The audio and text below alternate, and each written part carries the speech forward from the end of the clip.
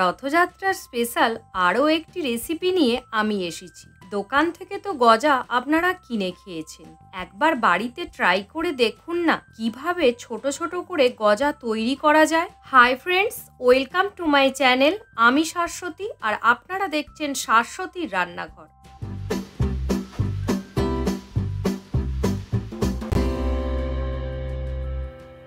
গজা তৈরি করার জন্য প্রথমে আমি 500 গ্রাম ময়দা নিয়েছি, হাফ চামচ কালো জিরে, হাফ চামচ বেকিং সোডা ও সামান্য পরিমাণ লবণ দিলাম।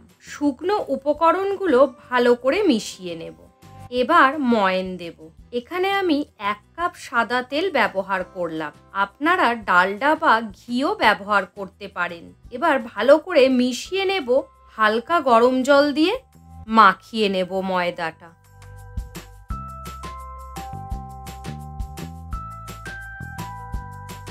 ভালো করে মাখা হয়ে গেলে 30 মিনিট ঢাকা দিয়ে রেখে দিলাম। এবার রসটা তৈরি করব। এখানে আমি 1 কাপ চিনি ও হাফ কাপ জল দিয়ে রস তৈরি করব।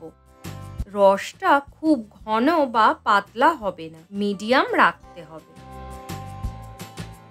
এবার ময়দা থেকে 2টি লেচি কেটে নিলাম। রুটির আকারে বেলে নেব।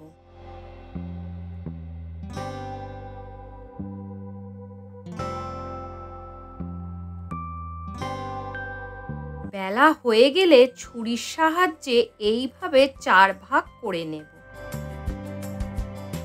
তারপর একটার উপর আর একটা এইভাবে রেখে সাইডগুলো ভালো করে হাত দিয়ে সিল করে নেব।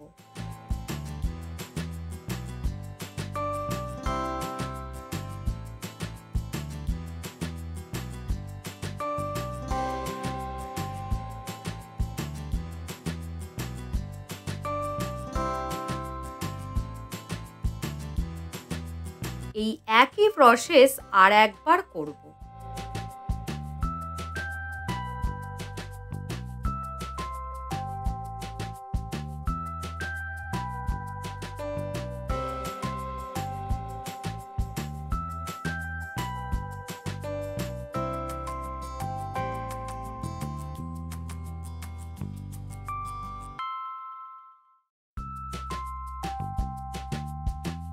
এবার হাত দিয়ে ভালো করে শেপ করে নেব।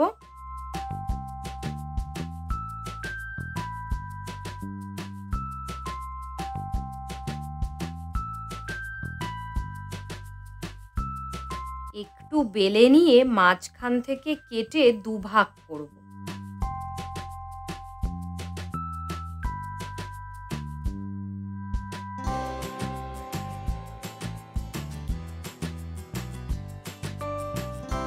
এবার আপনাদের পছন্দ মতো আপনারা পিস করে নেবেন। আমি এখানে দোকানের মতো বড় সাইজ করিনি, একটু ছোট করেছি। কড়াইতে তেল দিলাম, হালকা গরম হলে গজাগুলি তাতে দিয়ে ভাজতে হবে আর গ্যাসের ফ্লেমটা লো রাখতে হবে।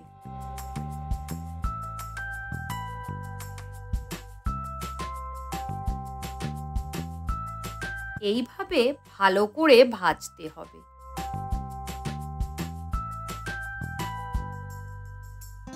দেখুন এই রকম কালার হলে তুলে নেব।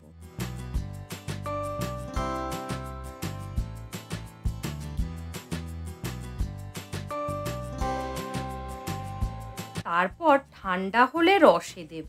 রসটা যেন হালকা গরম হয়। 15 থেকে 20 মিনিট রসে রাখার পর তারপর তুলে নেব। সো ফ্রেন্ডস, গজা ফাইনালি রেডি। হাই ফ্রেন্ডস, আমি শাশ্বতী আর আপনারা দেখছিলেন শাশ্বতীর রান্নাঘর। রান্না ভালো লাগলে লাইক এবং সাবস্ক্রাইব করতে যেন ভুলবেন না।